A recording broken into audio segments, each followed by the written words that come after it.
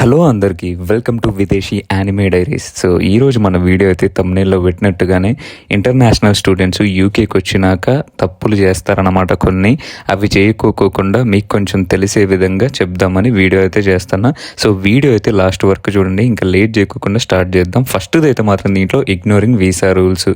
So ఇక్కడ students tyre 4 visa మీద ఉన్న వాళ్ళు అప్ టు 20 hours మాత్రమే చేయగలరు అనమాట వర్క్ పర్ వీక్కి. బట్ స్టూడెంట్స్ అంతకు మించి చేశారంటే అది లీగల్ గా మీరు రూల్స్ ని బ్రేక్ చేస్తున్నట్టే. సో అది జాగ్రత్తగా ఉండాలి. ఇక్కడ యూకేలో అయితే మాత్రం రూల్స్ అయితే స్ట్రిక్ట్ గా ఉంటాయి అనమాట. కొంచెం ఏమన్నా జరిగినా మీ పేరు మీద ఏదున్నా వీసా విషయంలో అయితే ఇబ్బంది వచ్చేస్తుంది అనమాట. సో ఇలా యూకేలో అయితే మాత్రం 20 hours కంటే ఎక్కువ చేసే వాళ్ళు కొంతమంది ఉంటారు అనమాట. రైట్స్ అయితే జరుగుతాయి వాళ్ళ మీద, పోలీస్ ఆఫీసర్స్ కొన్ని రెస్టారెంట్ మీద. సో అప్పుడు జరిగినప్పుడు ఎవరైనా ఇలా దొరికితే మాత్రం ఇంకంతే పరిస్థితి, డిపోర్ట్ చేసేస్తారు అనమాట వాళ్ళని ఖచ్చితంగా. ఇంకొకటి ఏంటంటే ఇక్కడికి వచ్చే ముందు స్టూడెంట్స్ అయితే ఇలాంటివి చేయకూడదని వస్తారు అనుకుని కొంతమంది. బట్ ఇక్కడికి వచ్చాకైతే మాత్రం బ్రెయిన్ వాష్ అయిపోతుంది అనమాట, చూస్తూ మనీని అన్నిటినీ కూడా. సో ఇదైతే చాలా ఇంపార్టెంట్, అందుకే ఫస్ట్ చెప్తున్నాను. ఇంకా నెక్స్ట్ దానికి వెళ్ళిపోదాం. అదైతే మాత్రం మీకు వీసా నుంచి ఏదైనా రెన్యువల్ ఉంటే మాత్రం అవి ఖచ్చితంగా చేసుకోవాలి. వాటి గురించి ఎప్పటికప్పుడు అయితే మెయిల్స్ వస్తూనే ఉంటాయి. ఎప్పటికప్పుడు ఆ మెయిల్స్ చూసుకొని అప్డేట్ చేసుకుంటా ఉండాలన్నమాట.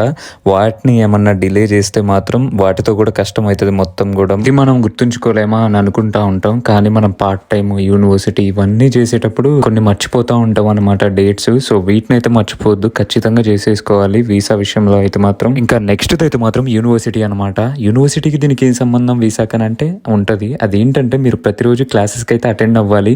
మీ అటెండెన్స్ అయితే అక్కడ రికార్డ్ చేస్తూ ఉంటారు.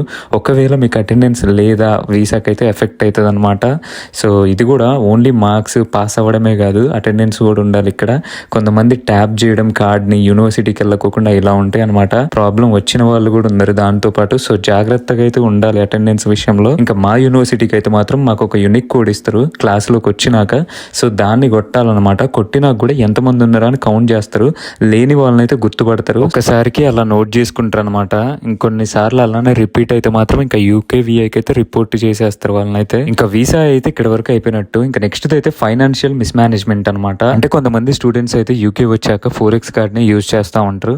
సో అదే కాదు, ఇక్కడ యూకే స్టూడెంట్ అకౌంట్ ఓపెన్ చేసుకోవచ్చు అనమాట, బ్యాంక్ అకౌంట్. సో దాంతోంచి పేమెంట్ ట్రాన్స్ఫర్ అయినా ఏదైనా ఈజీగా చేసుకోవచ్చు యూనివర్సిటీకి అయినా. సో ఖచ్చితంగా ఓపెన్ చేయాలి అదైతే మాత్రం. ఇంకా దీంట్లో నెక్స్ట్ అయితే మాత్రం కొంతమంది స్టూడెంట్స్ వచ్చాక క్యాష్ని యూజ్ చేస్తూ ఉంటారు. యాక్చువల్లీ యూకేలో ఇక్కడైతే మాత్రం మొత్తం కార్డు ట్యాపింగ్ అనమాట. సో ఇంకా 4x కంటే మాత్రం బ్యాంక్ అకౌంట్ అయితే ఫ్లెక్సిబుల్గా ఉంటుంది ఇక్కడ. సో అది తీసుకుంటే మాత్రం కార్డు తోటే పే చేసేయచ్చు. 1 weekలో అయిపోతుంది. బ్యాంక్ అకౌంట్ ఓపెన్ చేస్తే కార్డు వచ్చేస్తుంది, డెబిట్ కార్డు. ఇంకా నెక్స్ట్ అయితే మాత్రం అకామిడేషన్ గురించి అనమాట. ఇంకా స్టూడెంట్స్ ఇక్కడికి వచ్చినాకైతే అకామిడేషన్ విషయంలో అయితే ఎక్కడ తక్కువ వస్తుందో అక్కడ చూసుకోవాలనుకుంటారు. కానీ ఇక్కడ అకామిడేషన్ తీసుకునేటప్పుడు రెంట్కి, హౌస్ని, వీటి విషయంలో చాలా జాగ్రత్తగా ఉండాలన్నమాట. మొత్తం టెనెన్సీ అగ్రిమెంట్ మీద ఎవరైతే సైన్ చేస్తారో వాళ్ళు మొత్తం చూసుకొని సైన్ చేయాలి ముందే కూడా. ఇక్కడ ఏ హౌస్ తీసుకోవాలనుకున్నా ముందే డిపాజిట్ అయితే పే చేయాలన్నమాట. అక్కడే స్కామ్స్ జరుగుతూ ఉంటాయి, డబ్బులు పోగొట్టుకుంటూ ఉంటారు చాలా మంది కూడా. అండ్ మన తెలుగు వాళ్ళు కూడా చాలా రీల్స్ చేయడం, యూట్యూబ్ షార్ట్లలో పెట్టడం, ఛానల్లో పెట్టడం చూసే ఉంటాము, జరుగుతూనే ఉంటాయి. రెంట్కి అకామిడేషన్ తీసుకునేటప్పుడు అయితే మాత్రం ఏజెంట్స్ అన్నీ కూడా చూసుకోవాలి. అవన్నీ కరెక్టేనా ఏజెంట్స్వి, లేదంటే ఇది అసలు కరెక్ట్ కాదా అని చెప్పేసి ముందే చూసుకుంటే మీకు అర్థమవుతూ ఉంటుంది. అండ్ ఇంకా నెక్స్ట్ అయితే మాత్రం అన్రిజిస్టర్ హౌసింగ్ అయితే చూసుకోవద్దు అనమాట. ఇక్కడ కౌన్సిల్లో రిజిస్టర్ అయిన హౌసెస్ ఉంటాయి అనమాట, వాటిని చూసుకోవాలి. లేదంటే మీరు కౌన్సిల్ ట్యాక్సీలు చేసుకోవడం అయితే కష్టమవుతుంది. ఇంకా దాంతోపాటు మీ డిపాజిట్ అమౌంట్ అనమాట. సో అదైతే మాత్రం రిజిస్టర్డ్ హౌస్ అయితేనే మీరు డిపాజిట్ ఒక దగ్గర పెట్టగలరు అనమాట ఆ ల్యాండ్ లాట్ అయితే. సో మీరు ఈ పెట్టారని కూడా మీకు తెలియదు అది అన్రిజిస్టర్డ్ హౌస్ అయితే. అండ్ ఇంకొకటి ఏంటంటే మీరు వెళ్ళేటప్పుడు అయితే మీ డిపాజిట్ అమౌంట్ ఇవ్వకపోవడమే కాకోకుండా ఇంకా మీరు ఏమన్నా రిపేర్ చేయాలి అది ఇదని కూడా అయ్యే అవకాశాలు ఉంటాయి అలాంటి. సో వీటి విషయంలో జాగ్రత్తగా ఉండాలి. హౌస్ని వెళ్ళేసి అఫీషియల్ వెబ్సైట్లలో చూసుకోవాలన్నమాట ఇక్కడైతే మాత్రం అది రిజిస్టర్డా కాదా అని. ఇంకా ఇక్కడైతే మాత్రం అకామిడేషన్ చూసుకునే వాళ్ళు ఎక్కడుండైనా సరే, సో ముందే తీసుకోవాలనుకున్న వాళ్ళు అయితే మాత్రం పోయి గూగుల్లో కొట్టేసి దాంట్లో హౌసెస్ చూసుకుంటూ ఉంటారు అనమాట. 2 BHK, 3 BHK, 1 BHK అని చెప్పేసి. అప్పుడు చూసుకునేటప్పుడు ఆ యాప్ల్లో కూడా అన్నిటినీ నమ్మలేమన్నమాట ఆ వెబ్సైట్లలో అయితే మాత్రం. సో అందుకే డైరెక్ట్ ఇక్కడ ఉంటే ఏజెంట్లకి డైరెక్ట్ అఫీషియల్ వెబ్సైట్స్ ఉంటాయి, అందులోకి వెళ్ళి చూసుకుంటే ఇంకా బెటర్ అని నేనైతే చెప్పగలను. సో ఇంకా అకామిడేషన్ విషయంలో అయితే ఎలాంటి తప్పులు చేయకుండా జాగ్రత్తగా అయితే చూసుకోండి. ఇంకా నెక్స్ట్ అయితే మాత్రం స్కిప్పింగ్ NHS రిజిస్ట్రేషన్ అనమాట. అంటే అదే వీసా అప్పుడైతే మాత్రం మీరు IHS అనేది ఫీ కట్టుంటారు ఇండియాలో ఉన్నప్పుడైతే. సో అదే అనమాట. ఇక్కడికి వచ్చాక దాన్ని అయితే రిజిస్టర్ చేసుకోవాలి.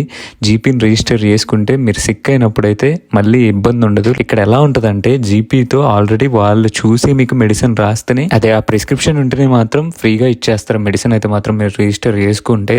లేదంటే మాత్రం మీకు నార్మల్గా పారాసిటమాల్ వీటికి కూడా కావాలనేది కొంతమంది మెసేజ్ చేస్తున్నారు. సో వాటికైతే ఏ ప్రిస్క్రిప్షన్ అవసరం లేదు. ఇక్కడ సూపర్ మార్కెట్లో సేన్స్బెర్రీ, అల్డీలో వీటిల్లో అయితే మాత్రం దొరుకుతుంది అనమాట, డైరెక్ట్ తీసుకోవచ్చు. బట్ మీరు 18 కాదా అని అక్కడ బిల్ వేసేటప్పుడు చూస్తారనమాట. అంటే 18 దాటిన వల్ల అయి ఉండాలి ఆ మెడిసిన్స్ చేతికి ఇవ్వాలంటే. ఇంకా కొత్తగా వచ్చిన వాళ్ళు అయితే జీపీని అయితే రిజిస్టర్ చేసుకోండి దగ్గరలో ఉన్న దానికి వెళ్ళేసి, ఇంకా అంతే. ఇంకా నెక్స్ట్ అయితే మాత్రం poor academic and professional planning అనమాట. సో ఇక్కడ కొంతమంది స్టూడెంట్స్ అయితే మాత్రం టైం మేనేజ్ చేసుకోవడానికి ఇబ్బంది పడుతూ ఉంటారు. అది ఎలా అంటే చెప్తాను. ఇప్పుడు కోర్సు వర్క్లో అంటే అసెస్మెంట్స్ ఆన్లైన్లో సబ్మిట్ చేసి ఉంటాయి ఇక్కడ. సో ఒక డ్యూ డేట్ ఉంటుంది, ఆ టైం కూడా ఉంటుంది. ఆ టైం లోపు సబ్మిట్ చేసేయాలి. 5 నిమిషాల ముందైనా 10 నిమిషాల ముందైనా సబ్మిట్ అయితే అయిపోవాలన్నమాట. ఇంకా దానికి ఏం సంబంధం ఉండదు సబ్మిట్ చేసేస్తే. వన్స్ సబ్మిట్ చేయకోకుండా ఒక 20 నిమిషాలు, 30 నిమిషాలు, 10 నిమిషాలు దాటిపోయినా అయిపోయింది అనుకోండి, మాడ్యూల్ లీడర్ నుంచి మెసేజ్ వస్తుంది, మీకు 50% అయితే మార్క్స్ కట్ అయిపోయినాయి, ఇంకా మీకు 50%కి మేము చేసేది మీ మార్కింగ్ అనేది అయితే చెప్తారనమాట. సో దీని విషయంలో జాగ్రత్తగా ఉండాలి అండ్ టైం లోపు సబ్మిట్ చేసుకుంటే బెటర్ అనమాట. కొంతమందికి ఇలా జరుగుతూనే ఉంటాయి. ఇంకా నెక్స్ట్ అయితే మాత్రం యూకేలో ఎవరైతే జాబ్ కొట్టాలి, నేను జాబ్ తెచ్చుకోవాలని అనుకునే వాళ్ళైతే ముందే ప్రాసెస్ స్టార్ట్ చేసుకోవాలన్నమాట.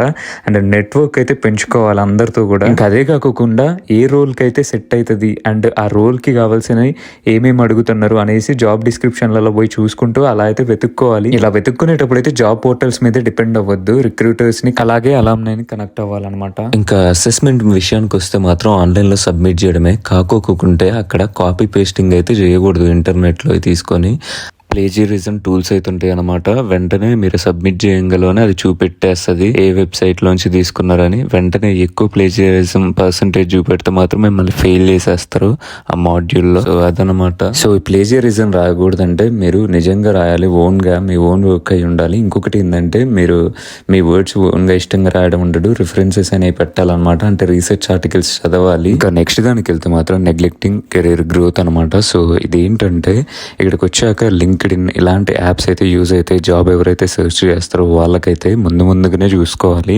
సో వాటిల్లో అయితే నెట్వర్క్ పెంచుకోవాలి. సో అలా అయితే ఉంటుంది. కొంతమంది అయితే ఆ లింక్డ్ఇన్ అయితే పట్టించుకోరు అనమాట, అది తర్వాత యూజ్ చేసుకుందామని. కానీ లింక్డ్ఇన్ అయినా ఏదైనా అందులో అప్లోడ్ చేసుకుంటూ డెవలప్ చేసుకుంటూ పోతున్న ఆ అకౌంట్ని. సో అదొక రోజు యూజ్ అయ్యిద్ది అనమాట. ఇంకా నెక్స్ట్ అయితే మాత్రం breaking local loss and cultural disrespect. అంటే ఏంటంటే ఇక్కడ ఎక్కువగా అయితే నాయిస్ చేయొద్దు అనమాట. అది ఇంట్లో ఉండి చేస్తేనేమో ఒకవేళ ఫ్లాట్ అయ్యి ఉంటే అపార్ట్మెంట్ లో పక్కన వాళ్ళకైతే డిస్టర్బ్ అవుతుంది. అంటే ఇంకా రిస్ట్రిక్టెడ్ ఏరియాస్ లో అంటే పబ్లిక్ ట్రాన్స్పోర్ట్ లో అయితే మాత్రం ఆల్కహాల్ అయితే చేయకూడదు అనమాట. ఇంకా అగ్రెసివ్ బిహేవియర్ తో అయితే ఎవరితో మాట్లాడకూడదు. ఇక్కడ ప్రతిదానికి సారీ థ్యాంక్స్ అయితే చెప్పుకుంటా ఉంటారు అనమాట. ఇంకా మీరు కొన్ని వీడియోస్ నేను పెట్టిన చూసింటే మాత్రం బస్ ఎక్కేటప్పుడు అలాగే దిగేటప్పుడు కూడా థ్యాంక్ యూ అని చెప్తూ ఉంటాం అనమాట. ఇంకా యూకేలో కొంతమంది స్టూడెంట్స్ దిగిన ప్లేస్ లో ఆ సిటీలో మాత్రమే ఉంటారు అనమాట, ఎక్స్ప్లోర్ అవ్వరు అసలు వాళ్ళ స్టడీ అయిపోయేదాకా, ఇంకా వాళ్ళ అయిపోయేదాకా కూడా. సో మీకు హాలిడేస్ సమ్మర్ కానీ లేకుంటే క్రిస్మస్ హాలిడేస్ ఉంటాయి, ఇలాంటి టైంలో అయితే మాత్రం మీరు ఎక్స్ప్లోర్ అవ్వచ్చు మంచిగా. సో ప్లేసెస్ చూడొచ్చు డిఫరెంట్ సిటీస్ని ఇక్కడైతే మాత్రం. And England, Scotland, Wales, northern Ireland వీటిల్లో ఏ ఫ్లైట్ ఎక్కినా గంటలోపే పోతాం అనమాట వెళ్ళిపోవడం అయితే. ఇంకా నెక్స్ట్ అయితే మాత్రం మిస్యూజింగ్ పబ్లిక్ ట్రాన్స్పోర్ట్. అంటే కొంతమంది ఇక్కడికి వచ్చాక అయితే మాత్రం ట్రామ్స్ ఉంటాయి కదా అందులోకి ఎక్కుతారు అనమాట. అది కూడా టికెట్ లేకోకుండా లేకుంటే కార్డ్ని ట్యాప్ చేయకుండా కార్డు తీసుకోకుండా. సో అప్పుడు ఆ ట్రామ్లలో అయితే మనకి టీసీలు వస్తారు, మన దగ్గర వచ్చినట్టు ఇక్కడ వస్తారు. సో వాళ్ళైతే చెక్ చేస్తారనమాట. మీ దగ్గర లేదు అనుకోండి, వాళ్ళకి దొరికారంటే ఇంకా 5 పౌండ్ల టికెట్కి 100 పౌండ్లు వేస్తారు ఫైన్ అయితే. ఇంకా ఇవైతే కామన్ మిస్టేక్స్ యూకేలో స్టూడెంట్స్ చేసేవన్నమాట. దీనివల్ల మీకు కొంచెం ఎంతో కొంత అర్థమైంది అనుకుంటున్నా. అండ్ ఇంకొకటి, వీడియో ఇక్కడ వరకు చూసారంటే మీకు ఖచ్చితంగా నచ్చే ఉంటుంది. సో తప్పకుండా లైక్, కామెంట్ అలాగే సబ్స్క్రైబ్ చేయండి. ఇంకా అంతే, మరి ఉంటాను. నెక్స్ట్ వీడియోలో కలుద్దాం. బాయ్.